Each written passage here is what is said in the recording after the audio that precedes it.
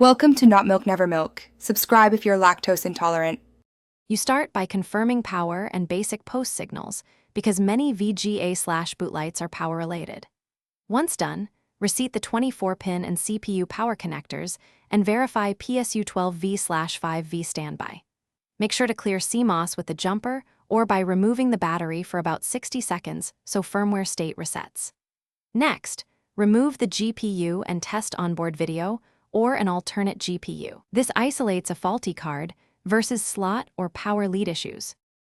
You now focus on components that commonly trigger VGA/boot lights in the post sequence. Begin by testing RAM, reseat modules, and run one stick in each slot to find a bad channel.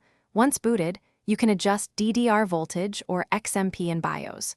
Also inspect the CPU socket for bent pins and ensure the cooler makes even contact. A misiated CPU can halt initialization. Finally, double-check all power and display cables and swap ports to rule out a simple connector fault.